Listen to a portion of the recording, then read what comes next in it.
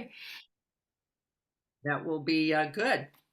So today we're going to be talking about SammaSamBuddho, SammaSamBuddho, SammaSamBuddho. Samma meaning perfect, blessed, honorable, trustworthy, uh, exalted, and of course, Buddho meaning those who attain, if we could think of it that way for today. And then Sam means something maybe more like complete, already accomplished, or accomplishing would probably be more correct. Already accomplishing. Um, and so SammaSamBuddho is actually by itself, just so you know, as the second characteristic in the recollection of the 10 characteristics of the Buddha in the Pali canons, not found in one place. So just for those who I know are a little more interested in the suttas, not located, but in the Anguttara Nikaya, you would locate something about these characteristics, and then in some others that maybe I'll name for those curious about that. But I thought we would just look at this together. So I'm going to see if I can't pull it back up because it always disappears on me. It's hilarious to me how this happens. But let's try it one more time. Just likes to go away. And we're just going to take a quick look and then do a reflection and a contemplation together.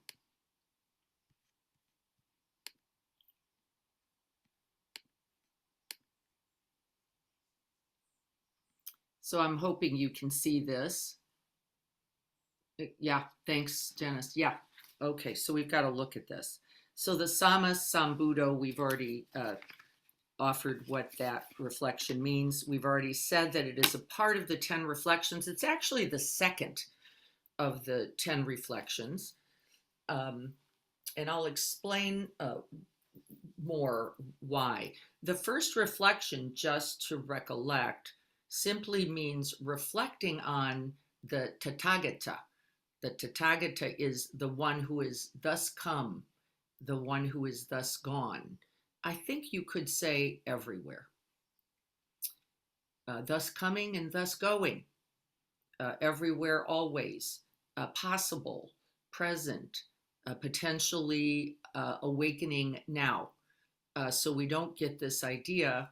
And the Buddha himself called himself, just so you know, the Tathagata in almost all of the scriptures, not the Buddha and not Sakyamuni.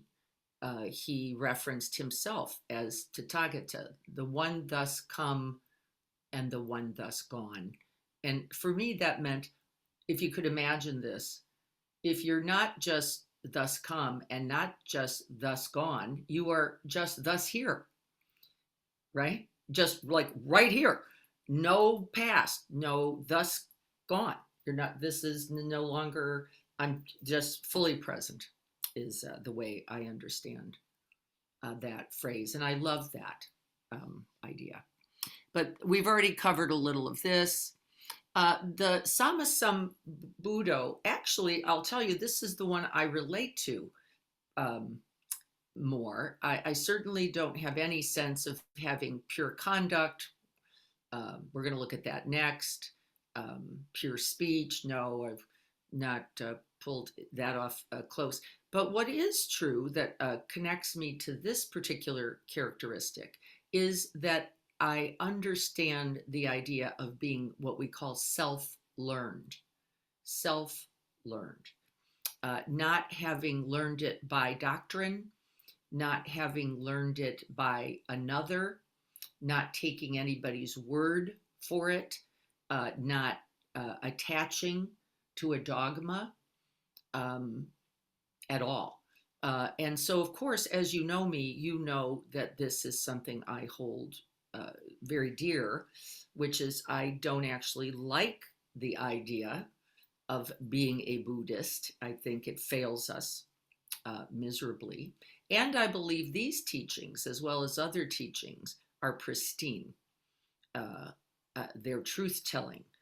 They are not about believing anything. And so, this, as a person who is pragmatic, who is science oriented, who likes to have the evidence of the truth for myself.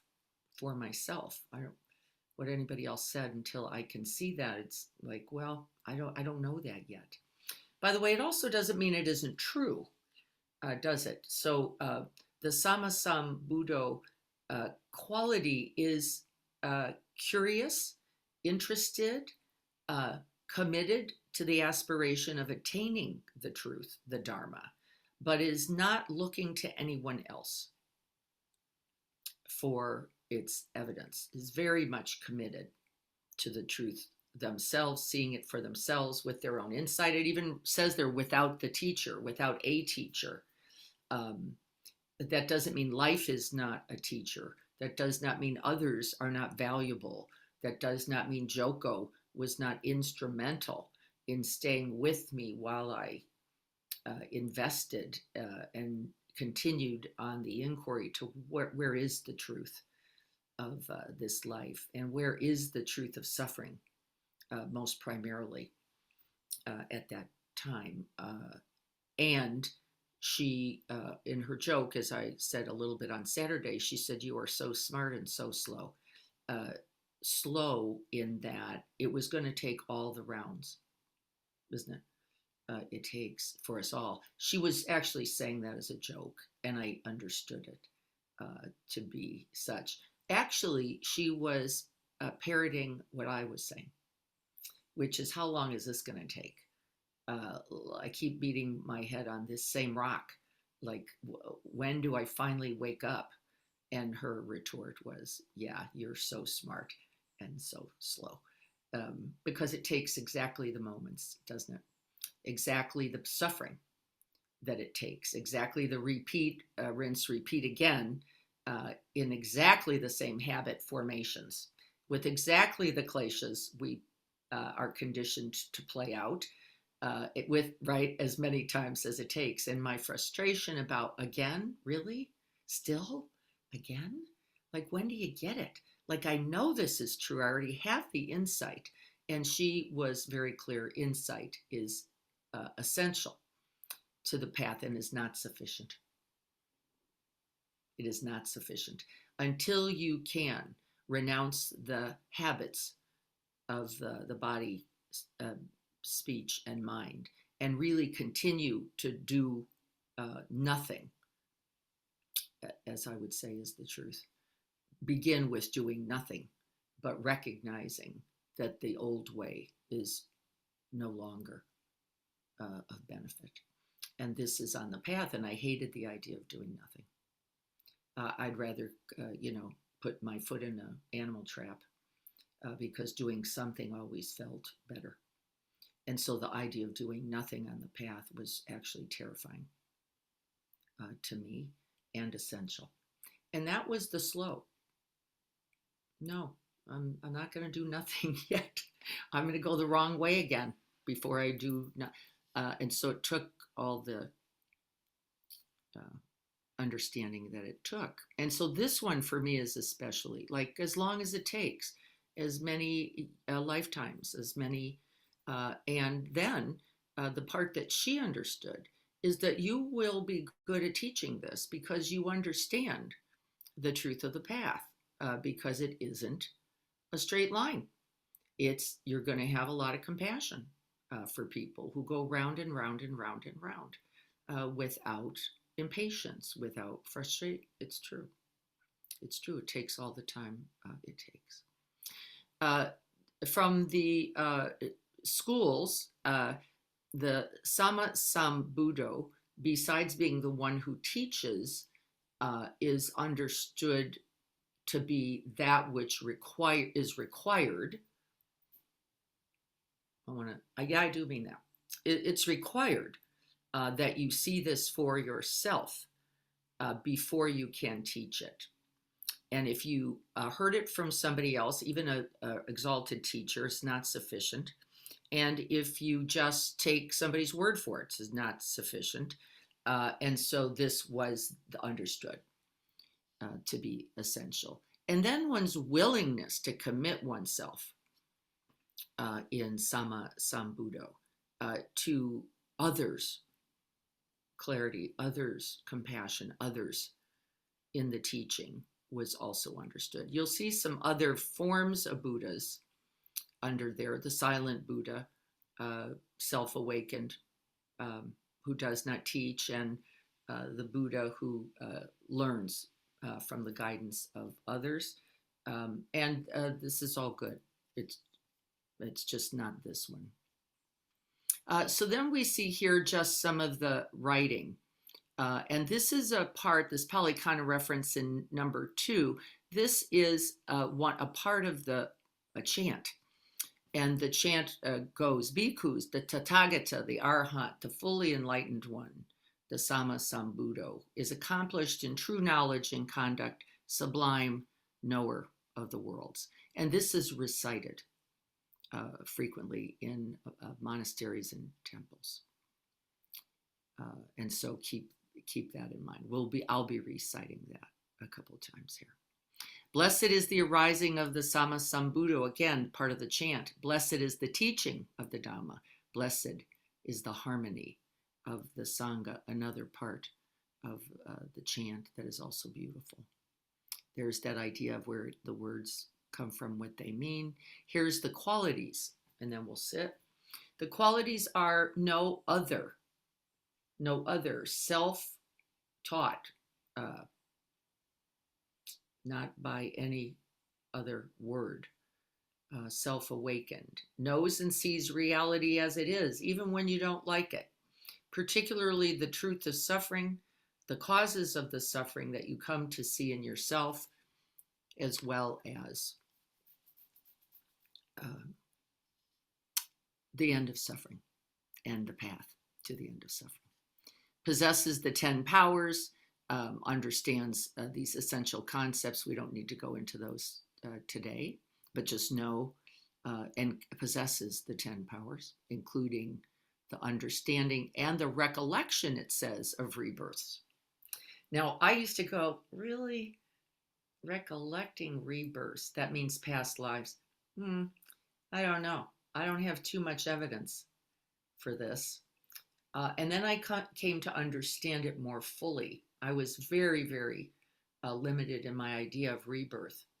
I do know the truth of the rebirth every moment. I do know that you and I who are sitting here now are not the you and not the I who sat here at 7 o'clock. And I know this fully. I know this completely. And once you know this, then there is no more solid identity self. There's no more I, Janine, I, Renee, I, Dennis, I, Lynn, at all. There's just the arising in this moment. And it both is terrifying because it's so groundless. And by the way, most completely liberating because it is now boundless. We are now capable of everything, aren't we? Complete love, complete awakening right now. No, doesn't it give you goosebumps? Like nothing in the way. There is no old anybody stuck here or here or here. And when I understood that, and it came as a deep understanding during a long retreat, oh, rebirth every breath. You don't have to recollect rebirths from the beginning of time or as a molecule or as an atom. This is not required, though it is talked about in that way. We understood also that the conversations like that are there to make sense of something in a complete way, and so consequently should have been spoken, right?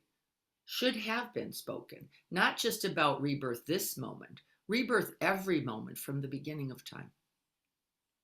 And it is essential. Can you see why? That you understand that as well. Because then we limit view once again to this life, this moment, Diana, Renee, not skillfully, because then we eliminate the rebirths of our parents that now we are apart, and then our children of which they are apart, and the continuation of life of which we are all a part. And we limit it, don't we? We go life as I know it from birth to death, not life as we are to know it throughout all time, not only time before and now time after. I hope that makes sense. I'm going to check in. Do you know what I'm saying? This limited view of life, very dangerous, isn't it? Because then you start to end up in concepts like my life. And you end up in concepts like not your life as precious, as essential, as important as well. And then not only my life and your life, but all lives, wouldn't it be? Throughout all time, we would go on to say, wouldn't we? As essential, as opportunities for awakening. So I want to stop and look. Do you get what I mean? You get this idea? It's why we can't limit it, can we? We can't just go me and my life, because we already know what comes out of those ideas. We already know the greed, the delusion, the confusion, and the suffering that comes the minute we buy into that story. And then the storyline simply goes something like, this is all about me, which would be ridiculous. And it's all about all of us is, in fact, the complete truth. So I hope we're getting what I'm saying. So that idea of rebirth, as an example, extends in all directions by necessity. So we don't limit. I want to just look at the examples in the tradition. I don't want to speak to any of that particularly. Bhikkhu Bodhi, one of our favorite guys next to Thanissaro Bhikkhu up here in Valley Center. If anybody ever wants to take a field trip up there, it's too hot in the summer, but it's beautiful in the fall. And here is what is understood. The SammaSamBuddho is one who discovers the Dharma at a time when it has disappeared from view. I think I'm going to say, let's not say the world, but disappeared from view. Penetrates it fully by their own insight, not only insight, and proclaims it skillfully so others may also awaken, is what I would say. And so what does that mean? That means every single moment that the SammaSamBuddho is present, they are present as completely as they can be for the benefit of all beings to awaken oneself and others through their, at the minimum, presence. At the minimum, their presence. And that this is the greatest teaching. There are no words as great as the presence of our own Buddha nature. So just for clarity, he doesn't say that quite that way, and it's a key understanding that I want you to have. And so whenever we get discouraged, whenever we start to believe we don't have what it takes, wow.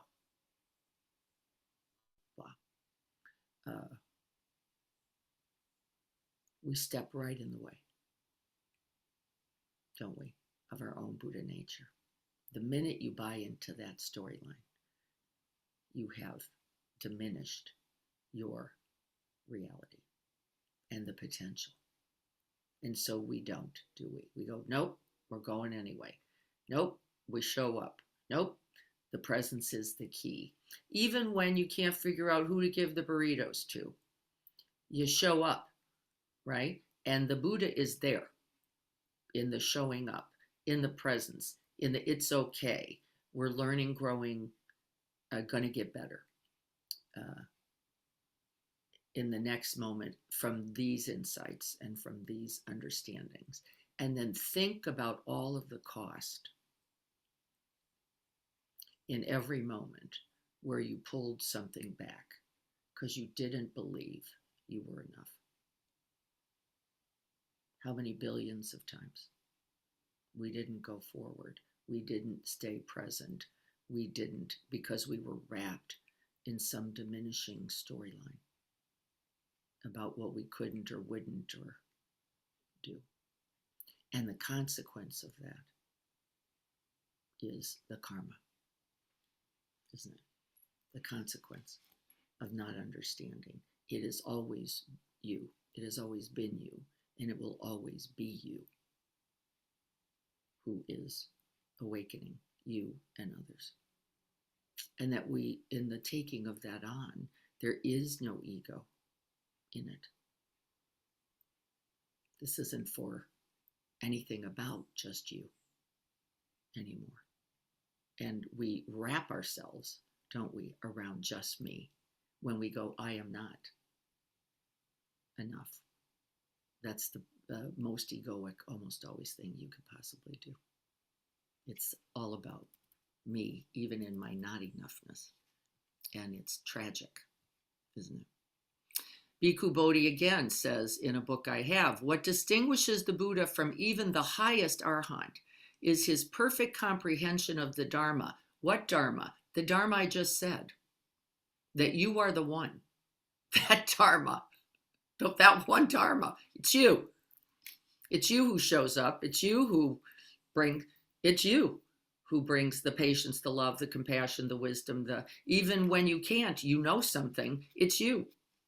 And that's you too. The one who goes, whoops, I didn't exactly step fully into that moment. Beautiful. Unsurpassed teaching. Born of limitless compassion. And then what we never do is say, I am insufficient. It never comes up. It's never believed. We don't buy it. Because the minute we buy it in us, what do? We turn it onto others. Don't we? And then we go, and you are not enough either. Don't we? Yes, we do. Don't believe it's true that you're just beating yourself up. Oh, no, no, no. No, you're costing everyone, and you know it. And you know it, right? Because you can feel the contracted, the closed down, the limited, the pain and suffering of it. Thanissaro Bhikkhu, there's our friend up in Valley Center. He doesn't say something I think quite as profound, but it's relevant. The Buddha was a SammaSamBuddho, someone who not only found the path to the end of suffering every moment on his own, not completely, because then he arrived to this moment and had to awaken to this, so don't ever mistake it.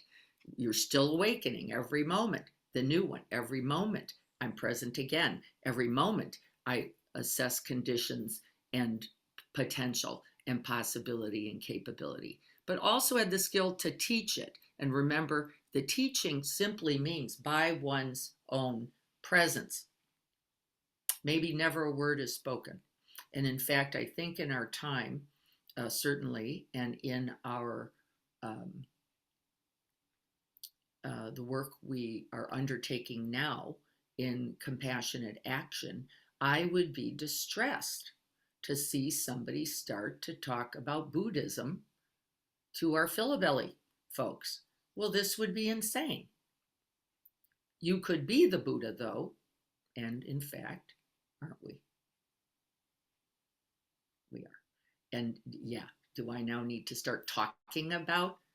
It would be, again, egoic and ridiculous. If the Buddha had simply attained awakening and never taught, he would be a Paka Buddha, a Pachaka Buddha, I think it would be pronounced. But because he shared his realization effectively by his presence, he became a SammaSamBuddho, the kind of Buddha the world truly needs. I think that's enough for now. We practice by emulating qualities. We'll be calling those to mind today. Here's the chant again. You'll hear me say it in the teaching. Indeed, the Blessed One is worthy, fully enlightened, awakened. Okay. Any questions about this? I'm glad I was able to pull this up a little bit. These are the key points of the SammaSamBuddho teaching and this particular recollection. I'll check with chat. Yep, let the Buddha nature shine is exactly correct. And I think if we think too much about it, I would say it's likely not to appear. If you're thinking, other than in our these practice moments where we, with intention, are recollecting on purpose, if you're thinking about it other than to open, other than to be fully present, which is our mindfulness practice, come alive, we may be thinking too much. So be careful. And yes, letting it shine is a beautiful understanding because there's no thinking required there. Okay, so let's sit. I'm going to get rid of this a little bit so I can see y'all who are here. Ricardo, I think it's the first time I've gotten to see you. Hello, hello. Good to see you there. All right. Any other questions before we sit? You're getting this idea, right? Yes, you do. You know it's true for you. You know the people that have had the best impact on you. They weren't talking about it, were they? They didn't arrive going, I am here to help awaken you. I want you to know I have made a decision. I'm going to practice being a SammaSamBuddho. They'd be going, what? You're nuts. And we all know the consequence of love, don't we? We all know its influence. We all know its impact. We all know that it's what matters. And how we deliver that is the skillfulness of the SammaSamBuddho, who goes, in the way that can be known was the essential instruction of the Buddha to the Bodhisattvas. In a way that can be known. Well, words might not work. It might be burritos. Burritos might not work. It might be silence. Silence might not work. It might be the exchange of some simple object that can be used, right? That can be of benefit. It might be a physical touch. It might be a smile. It might be holding someone simply in the blessings of the boundless abodes, right? It would come then in all forms, not in just one. Okay. SammaSamBuddho. So let's prepare to sit. So get yourselves comfortable.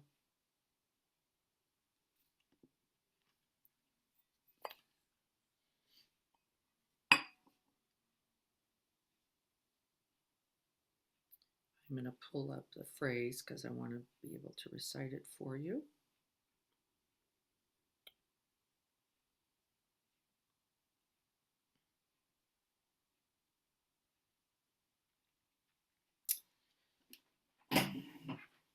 So beginning by sitting comfortable with a straight but not rigid spine.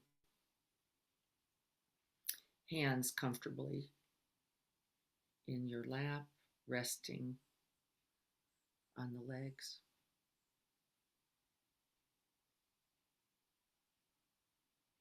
Feel the sense of the softness of the body.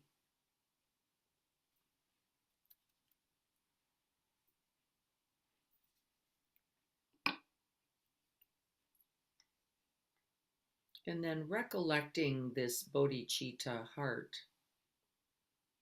the one who awakens moment by moment, breath by breath, for all beings everywhere without exception, omitting none,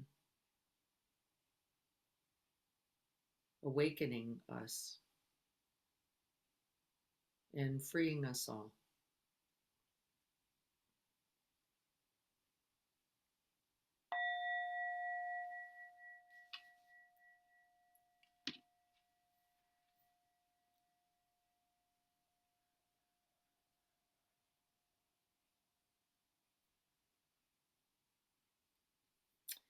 So let's begin simply by resting in the natural rhythm of the breath. No special breath required, though you may choose to breathe in extra long for a moment and extra long in the exhale, just to point the arrows of attention towards the breath. And this is no problem at all. But it is not the breath of architecture. It's not a certain breath. It's breathing in a way that brings us home to the breath.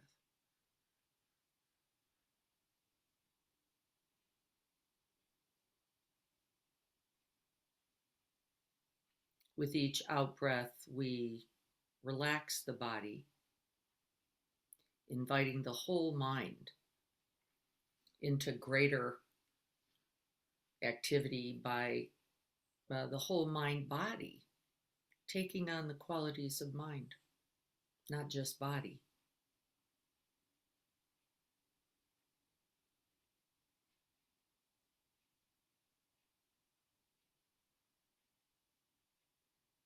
And so when we say we're igniting the aspiration of the heart, we invite the mind home to the heart, and we invite the now awakened heart mind home to the body, becoming then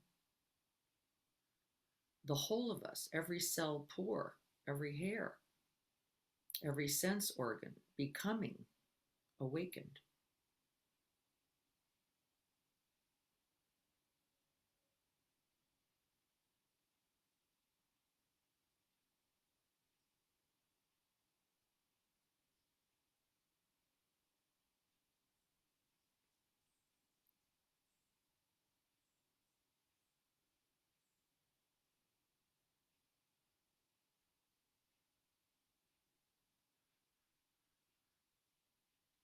Breathing out, we relax in our Buddha nature.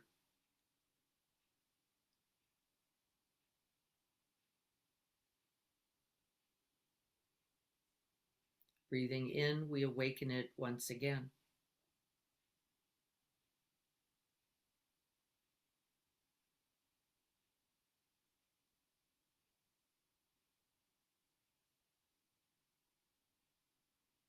We do so with diligence, ardency, awakening, breath by breath.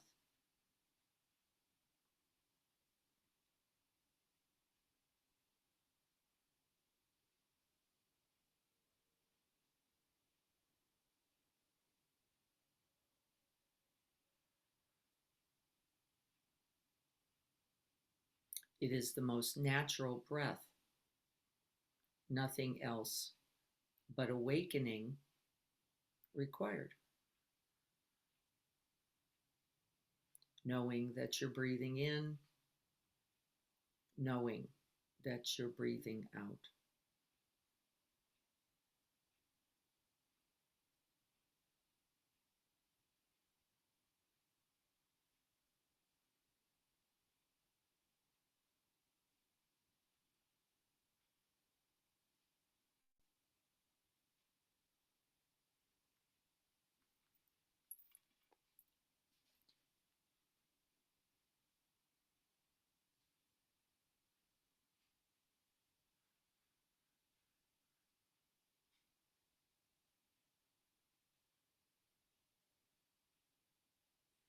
And then bringing to heart, mind, and body the image of the Buddha, and calling to mind anyone that reflects these qualities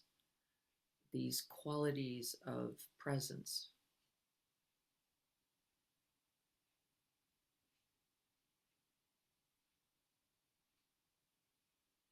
Qualities of compassion.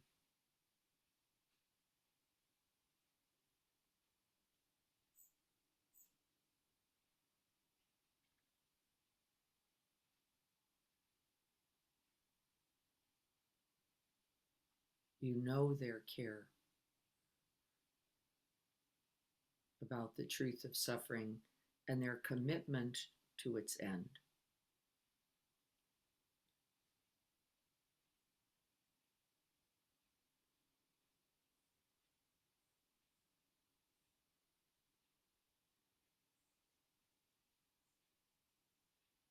You know their fearlessness in conditions that are conducive, in conditions that are difficult. There is no wavering.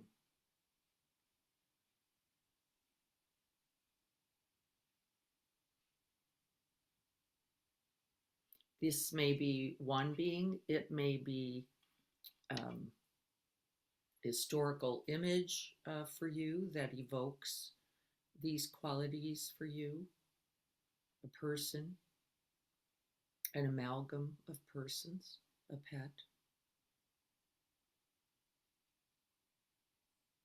But we're also not just imagining, we're imagining to remember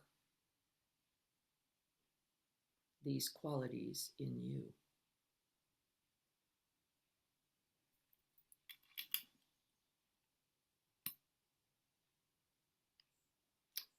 Beyond the fearlessness, there is also the arising wisdom.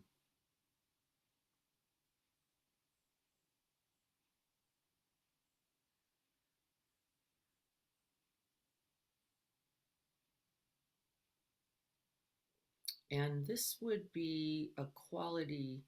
Um, so we have to be careful about wisdom, don't we?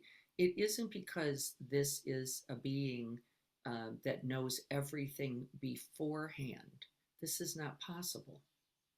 But that opens, investigates, inquires into the factors now. What's here now? And awakens to them, not just by preference or by prejudice. What's here now?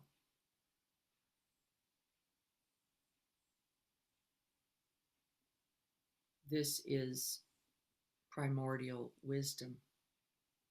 I will not bring just old ideas. I will not bring concepts. We will awaken now.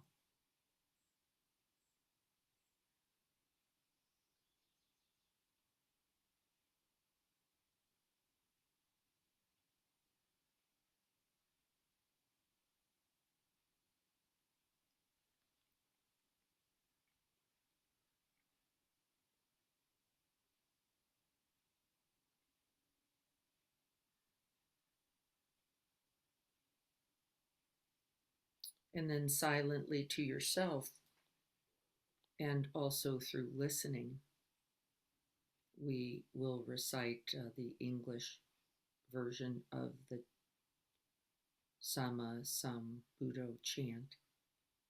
I'll do this a couple times as you rest. Such indeed is the Blessed One.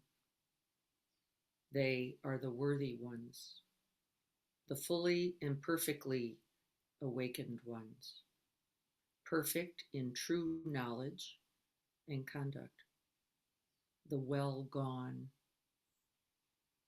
one, knower of the worlds, unsurpassed trainer of those to be freed, teacher of gods and humans, awakened and blessed.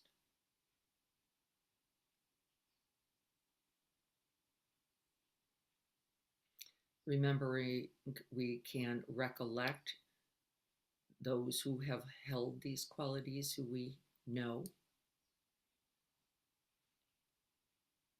We can recollect that which we have experienced in some way, both in ourselves and in others.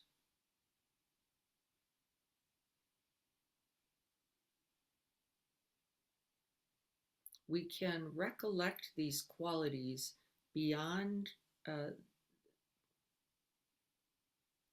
any present moment as possible.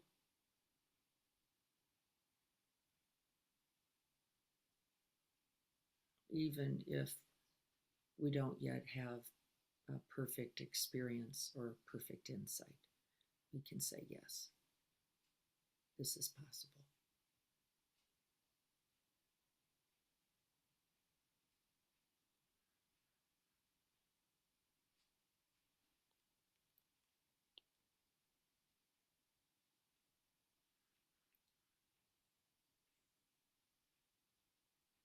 Such indeed is the Blessed One.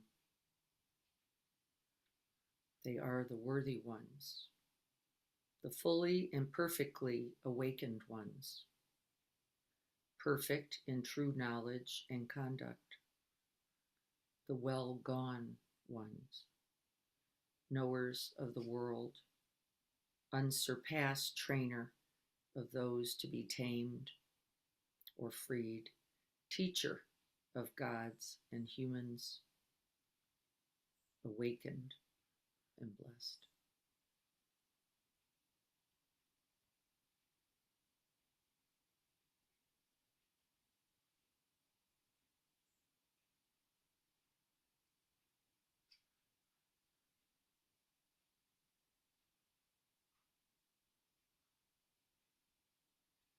Let each phrase echo in the stillness, the silence, and the vast space of your own awakened heart mind.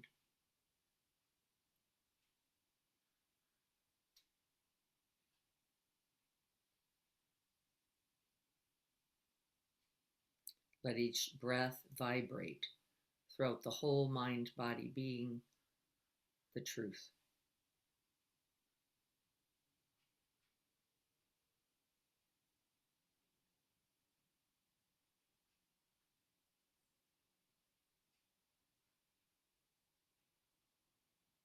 SammaSamBuddho, capable of awakening just now.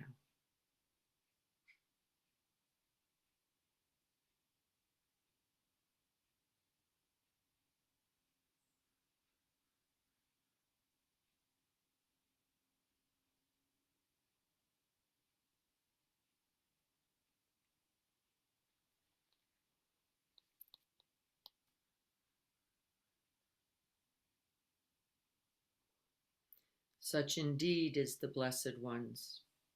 They are the worthy ones, the fully and perfectly awakened ones, perfect in true knowledge and conduct, the well-gone ones, knower of the worlds, unsurpassed trainer of those to be tamed and freed, teacher of gods and humans, awakened and blessed.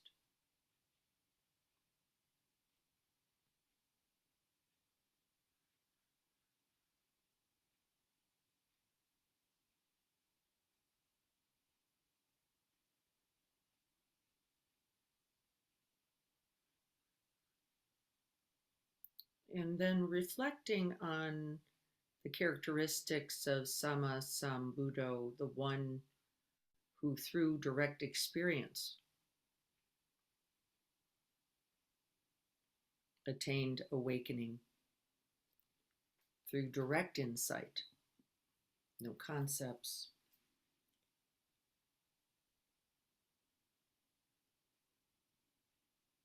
this complete awakening to being alive.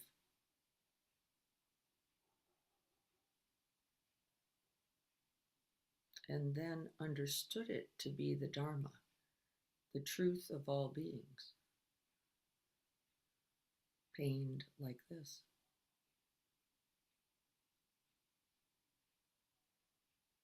Suffering like this.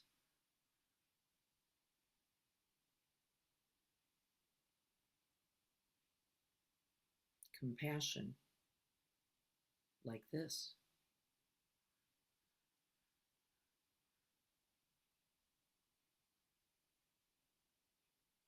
Awakening now.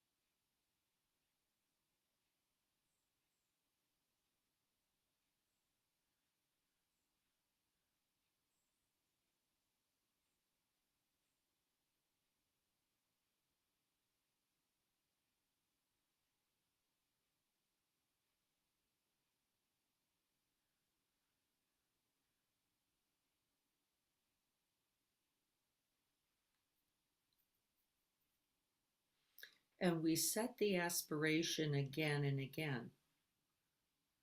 There is no other moment in which to awaken. This requires diligence, deep and fierce commitment,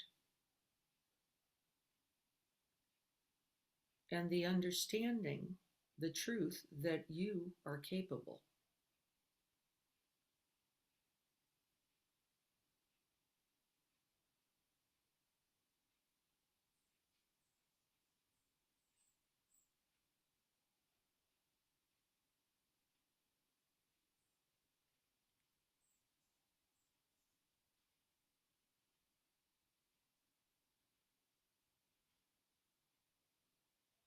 And then I'd like you for a moment to recollect a moment, either past or now, in which you felt the truth of that capability of the knowing of the Dharma and the awakening. Everything complete exactly as it is in the present moment. Nothing else to do. What you knew, you knew. It was completely true. No resistance, no struggle, and no thinking about.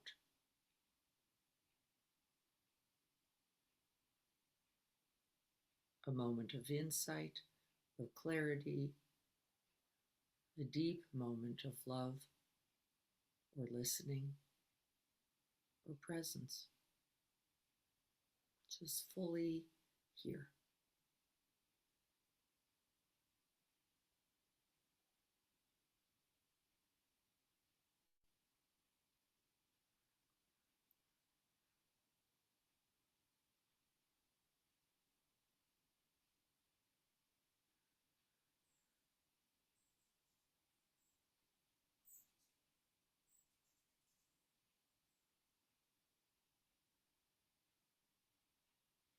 And let the moment come to mind, or let it be this very moment.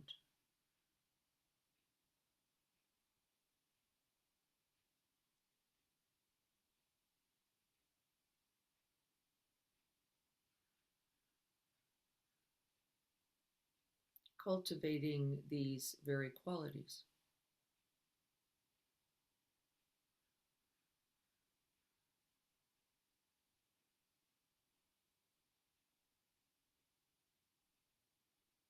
Breathing in, we awaken to our true nature.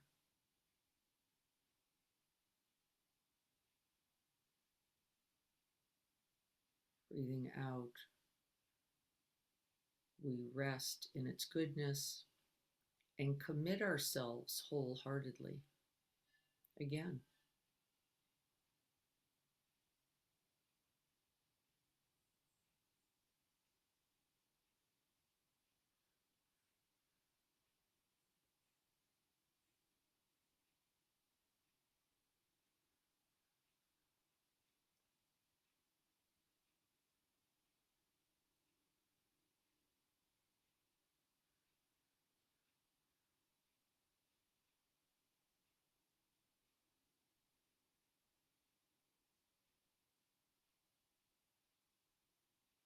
we let our own Buddha nature shine, inner, outer, and both, in all directions.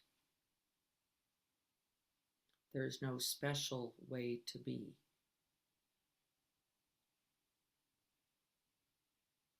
beyond being awake.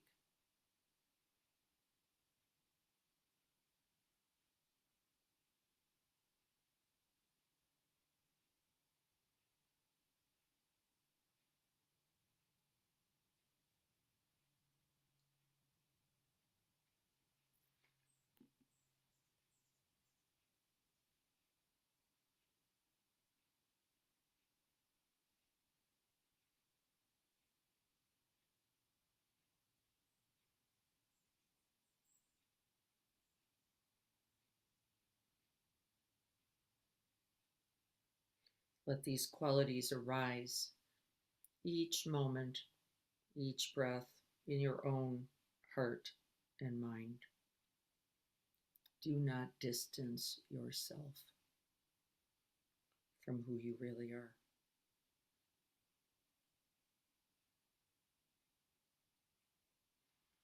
Repeating the phrase to yourself, SammaSamBuddho, fully awakened.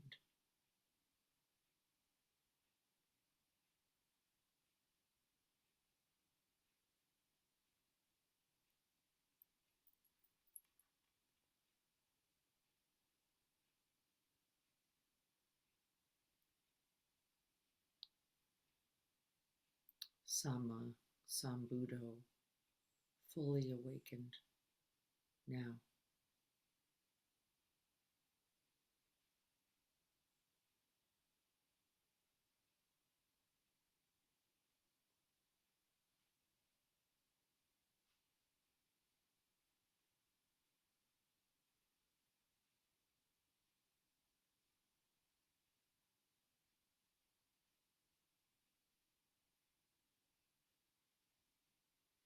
Let the fruits of this reflection settle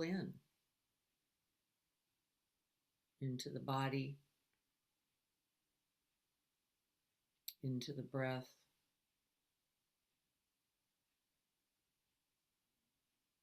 into the quality of your own being.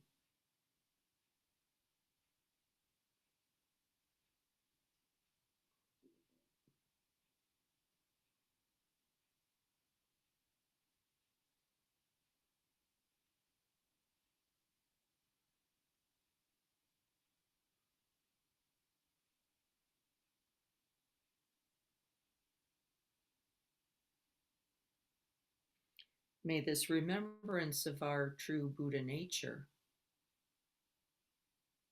bring us strength and bravery.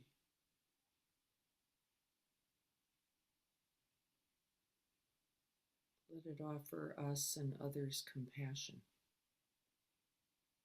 and loving kindness in our moments of forgetting. This is our true Buddha nature.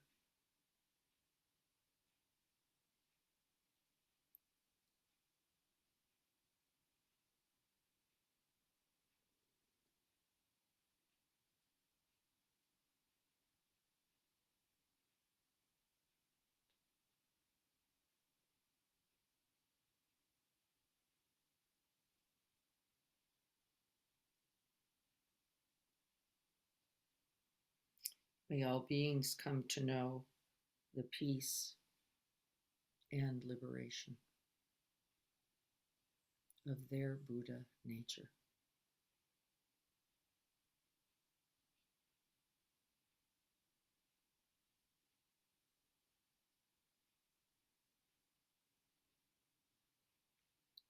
SammaSamBuddho, fully awakened.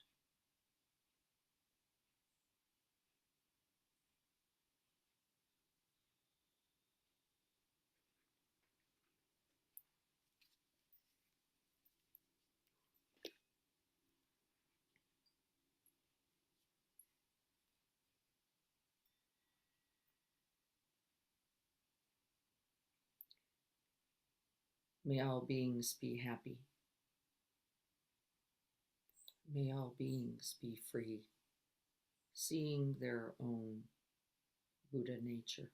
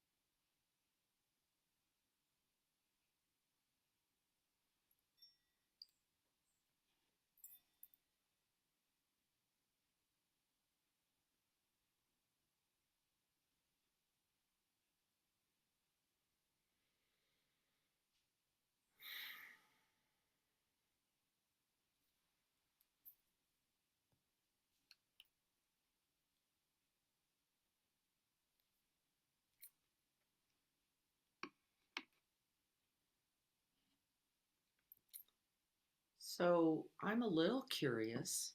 I had a very distinct remembering come to mind, but I'd love to hear what some of yours might have been. What moment did you reflect on where you went, no, just there? No ideas, no fix, no try to get somewhere else. When was that? What did that look like? How did that feel?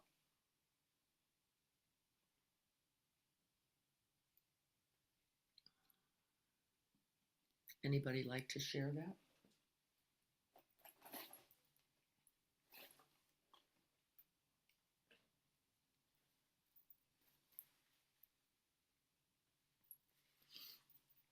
Let's see if we have.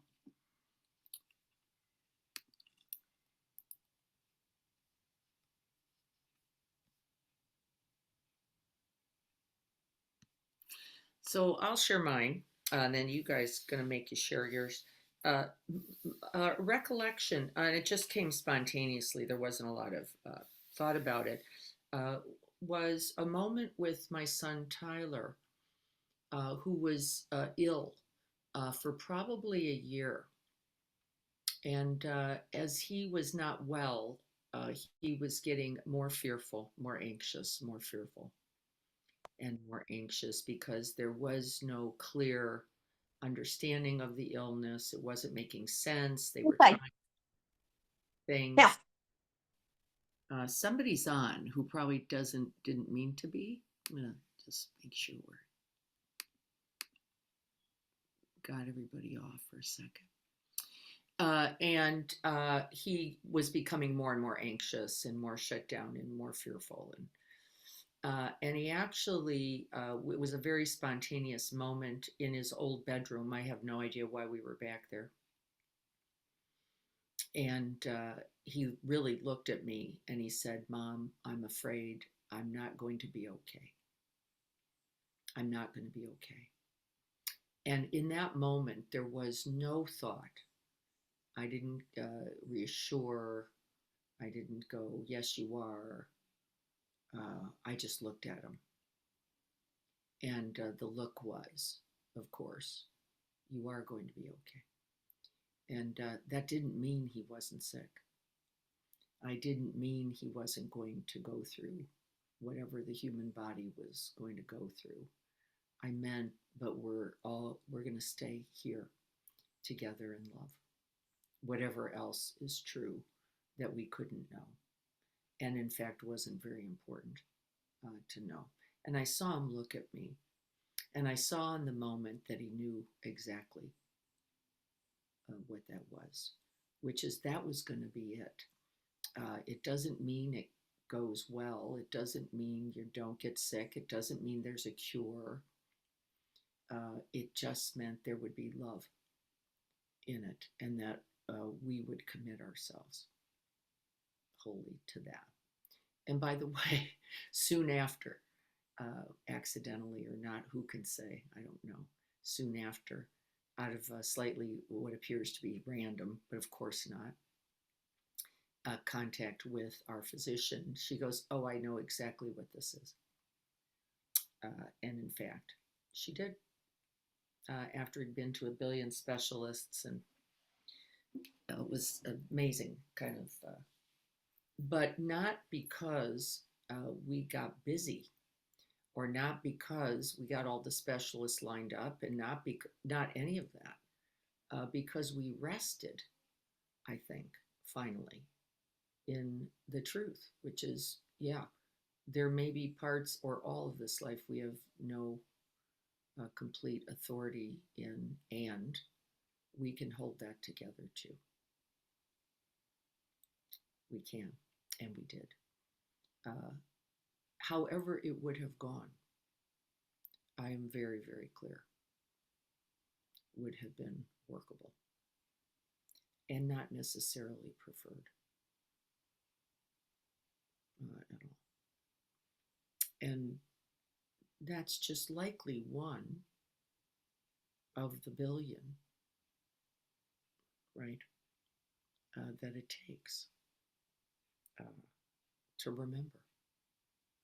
There it is, right? No, I'll get fancy in solution finding or referrals, or it doesn't mean you couldn't do that. Of course you could. It means you can't do that first.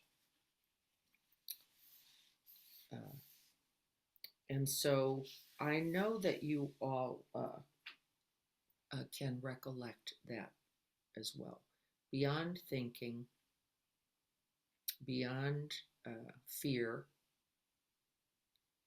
beyond words, just the truth of this.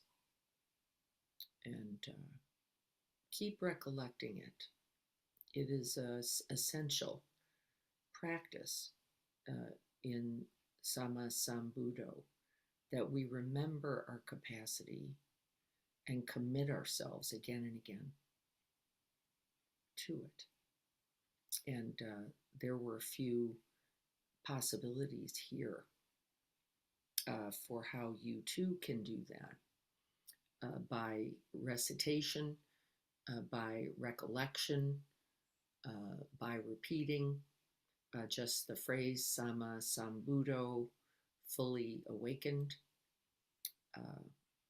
and see how it works for you. Anybody else have a moment that you'd like to share? Would love to hear that.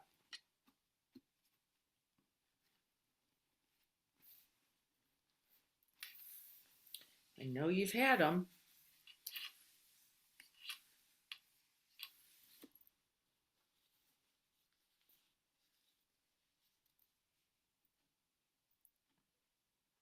And yes, I think they're. I think it is also true. They're very personal, and not exactly. Not exactly. They're all of ours as well. So be careful what you believe about that. And if you believe that you haven't had it, it is also not true. Just so you know that as well. it's not true. It is true that you may have missed it. I think that could be true because you may not have known what to look for. Because we often mistake, I think, these moments as some kind of cymbal clanging, running into the burning building moments, and I don't think they are that. I think they're quiet and still, and I think that's part of how they're easy to miss as well. So we will continue on this inquiry. We will be looking next week at the conduct of the Buddha in the recollection, the purification conduct of the Buddha. And I am so clear that I am solid distance from that, and awakening to that every moment as well, since what we have is now and now. So let's do our prayer. I think I sent out, yeah, I don't know if I sent that thing I just read out. Did I? I didn't, did I, Lynn? No, I'll send it because I have it as a little document, as something that people can just take a look at. I didn't do it. I thought we'd go over it first. I decided I didn't like the idea that it might get confusing. But now with review, let's do it. Okay. All right, so let's prepare for our Bodhisattva prayer.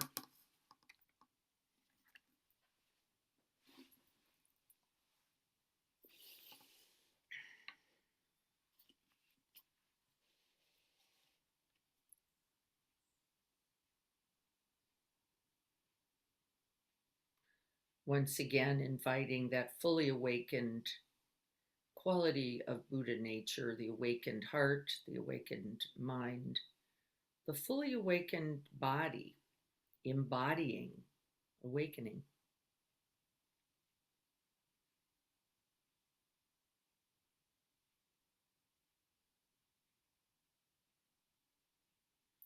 May I be a guard for those who need protection, a guide for those on the path, a boat, a raft, a bridge, for those who wish to cross the flood. May I be a lamp in the darkness, a resting place for the weary, a healing medicine for all who are sick, a vase of plenty, a tree of miracles. And for the boundless multitudes of living beings, may I bring sustenance and awakening, enduring like the earth and the sky, until all beings are freed from sorrow and all are awakened. And may this practice this very day contribute to the end of suffering and to the awakening and freedom of all beings.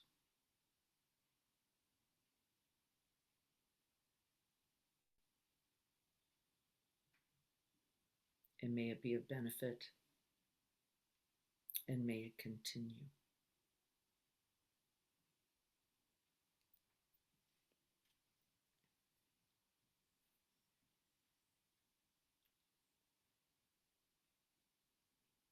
So be it.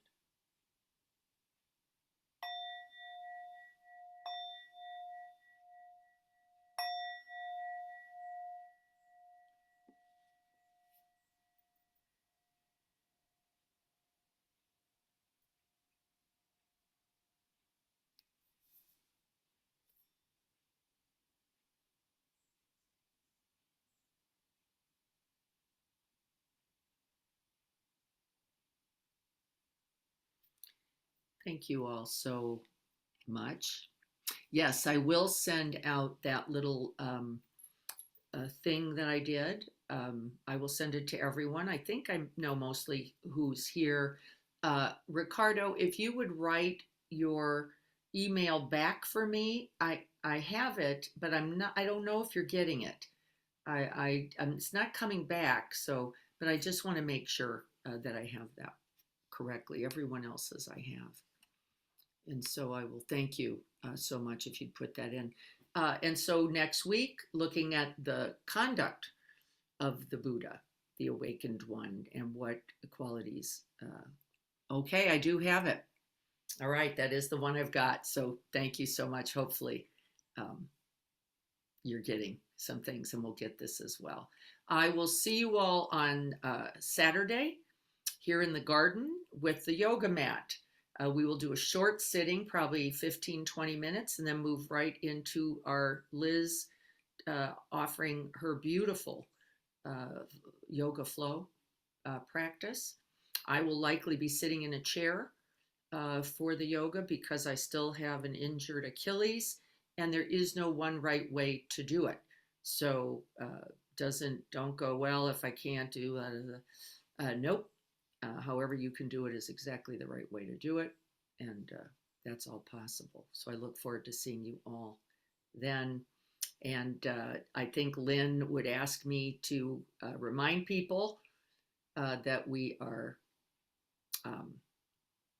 doing Philabelly on August 21st, and we are going to be doing a little bit less just to make sure that everybody gets some, but we're not wasting, which is important as well. So sign up for that, and if somebody needs Lynn's phone or text, just let me know.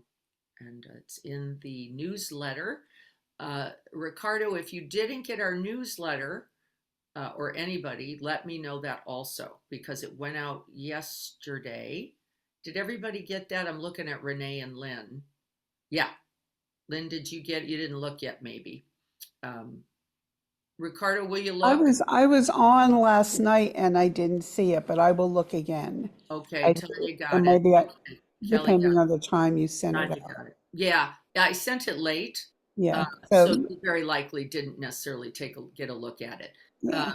But just thank you, Lynn, for your phone number, and also thank you for the healing wishes.